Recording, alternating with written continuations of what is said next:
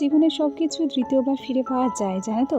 কিন্তু ওই যে বলে না, সময়ের সাথে সাথে হারিয়ে যাওয়া সম্পর্ক আর বিশ্বাস কখনোই কিন্তু ফিরে পাওয়া যায় না।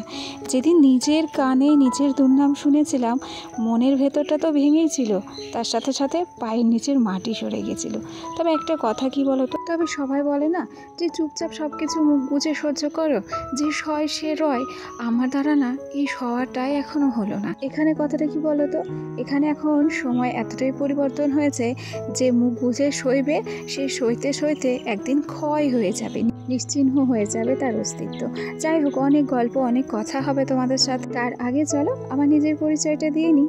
নমস্কার, কেমন আছো সবাই? আশা করছি সবাই খুব ভালো আছো, আর আমরাও ভালো আছি।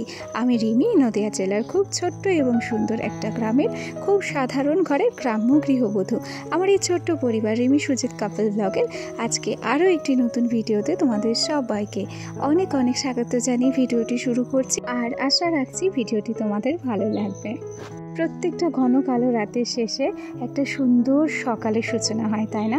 আর এক একটা সুন্দর সকাল আমাদের মনে কিন্তু এক এক রকম অনুভূতি, এক এক রকম আশা আর এক এক রকম স্বপ্ন নিয়ে আসে।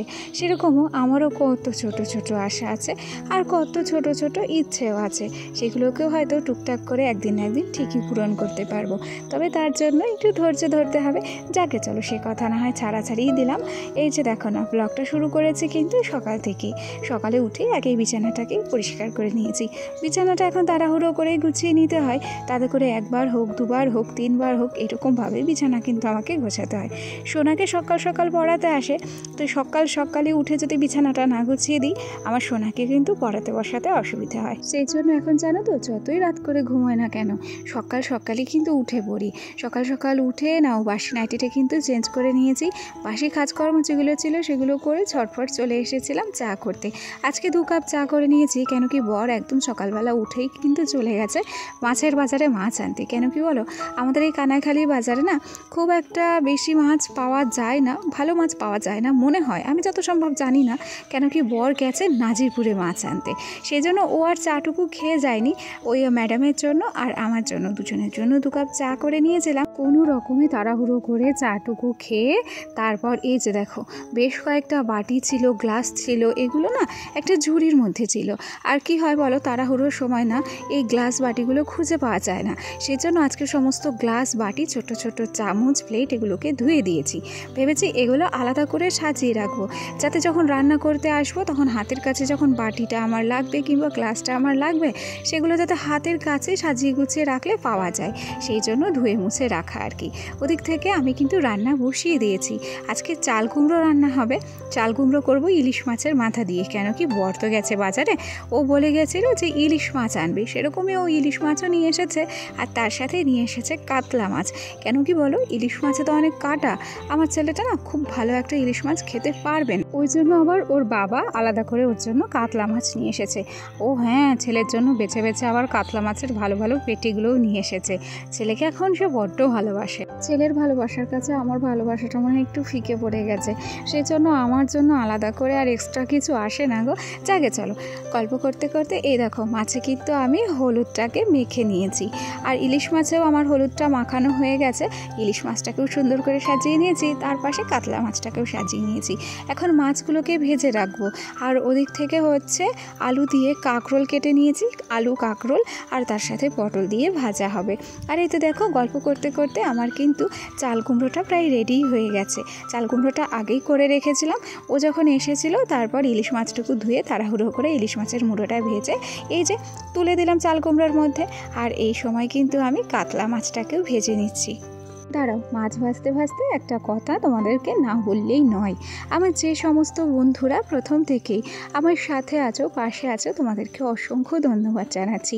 আর আমার যে সমস্ত নতুন বন্ধুরা আজকে আমার ভিডিওটি প্রথম দেখছো, যদি কোনো কারণে আমার এই ছোট্ট ভিডিওটি তোমাদের ভালো লেগে থাকে, তাহলে অবশ্যই করে একটা লাইক করো, কমেন্ট করো, আর চাইলে আমার এই ছোট্ট পরিবারের একজন মিষ্টি সদস্য হয়ে আমার পাশে থেকে যেও।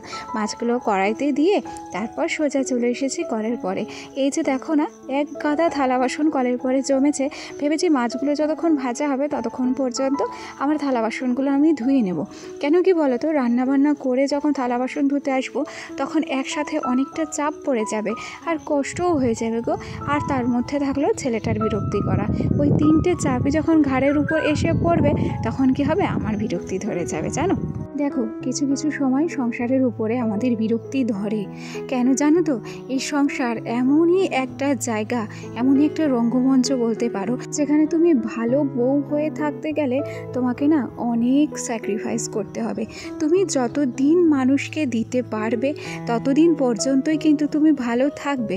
আজ টাকা খরচ করো, প্রত্যেকটা মানুষের মন তুমি টাকার বিনিময়ে কিনতে পারবে। তবে যখনই কারোর স্বার্থ ফুরিয়ে যাবে কিংবা যখনই তুমি এই সংসারটার হাল আর টানতে পারবে না, ঠিক তখনই কিন্তু তোমার খারাপ হওয়া শুরু হয়ে যাবে। সংসারের এরকমই নিয়ম, যে সব সময় সংসারের পিছনে খরচ খরচা করে, যে সংসারটাকে টানে, দিন শেষে কিন্তু দুর্নামটা তারই বেশি হয় জানো। আর তার উপরে সবচেয়ে বড় কথা হচ্ছে স্বামীর ইনকামটা এখানে বেশি করে নজর দেওয়া হয়। যার স্বামীর ইনকাম যেরকম এই সংসারে, সেই বউয়ের জায়গা কিন্তু সেরকমভাবেই বিবেচিত হয়। এক্ষেত্রে একটা কথা কিন্তু মানতেই হবে যে বিয়ের পর একটা মেয়ে তার শ্বশুরবাড়িতে গিয়ে কতটা সম্মান, কতটা আদর, কতটা ভালোবাসা পাবে, সেটা কিন্তু তার স্বামীর আয়ের উপরেই নির্ভর করবে। এক্ষেত্রে বলতেই পারো যে বিয়ের পর একটা মেয়ের মূল্য নির্ধারিত হয় তার স্বামীর ইনকাম দিয়ে। আর তার উপরে সংসারে তোমার মূল্য নির্ভর করবে তোমার নিজের শখ ফুর্তিগুলোকে বিসর্জন দিয়ে পরিবারের অন্য সকল সদস্যদের আশা শখ ফুর্তি কতটা পূরণ করতে পারছো তার মধ্যে দিয়ে। সমস্ত ত্যাগ যেন আমাদের এই মেয়েদেরই করতে হবে। সত্যি গো, আমরা ভীষণ ভালো কপাল করে এসেছি, তাই না?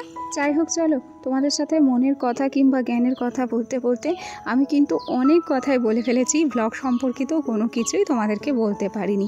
আজকে অনেক কাজকর্ম করেছি জানো তো। আজকে আলনাটাকে পরিষ্কার করেছি, আলনার উপরটাকে পরিষ্কার করেছি, যে সমস্ত ফুলদানিগুলো ছিল সেগুলোকে পরিষ্কার করেছি। ওদিক থেকে রান্নাও আমার হয়ে গেছে। ভেবেছিলাম আজকে কাতলা মাছের ঝোল করব, ইলিশ মাছের সর্ষে বাটা করব, তবে এতটা দেরি হয়েছিল আজকে রান্না বান্না করতে, শুধুমাত্র ইলিশের ঝোল হয়েছে আলু বেগুন দিয়ে। ওদিক থেকে কাঁকরোল ভাজা করেছি, আর করেছি হচ্ছে চাল কুমড়ো দিয়ে ইলিশ মাছ। এগুলো দিয়েই সকালের খাবারটা খেয়েছি। বরকে বলেছি যে তুমি দুপুরবেলায় খেও, কিন্তু আমারও পোড়া কপাল জানো তো। আমার বরের হঠাৎ করে অফিস থেকে ফোন এসেছে যে আজকে চলে যেতে হবে। সে কোনো রকম একটা কাতলা মাছের পেটি দিয়ে ইলিশ মাছের ঝোল দিয়ে খেয়ে বেরিয়ে যাবে। মনটা খারাপ হয়ে যায় জানো তো। ওই চট করে এসে ফট করে চলে যায়। ধরো যাওয়ার কথা থাকে মঙ্গলবারে, চলে যায় সোমবারে কিংবা রবিবার। আর এই সময় আমার যখন মন খারাপ হয় তখন আমাকে বোঝায় যে রিমি, আমি আর আগের মতো কনস্টেবল নেই গো, যে তুমি যখন চাইবে তখনই আমি আসতে পারবো, আর তোমার ইচ্ছে মতোই আমি 2-4 দিন থেকে যেতে পারবো। চলো, কিছু করার নেই, রিটায়ারমেন্ট পর্যন্ত এইভাবেই আমাদের চলতে হবে। এটাই হচ্ছে পুলিশের আর পুলিশের বউদের জীবনযাপন। এ পর্যায়ে আমি কিন্তু বাথরুমটা পরিষ্কার করে নিচ্ছি।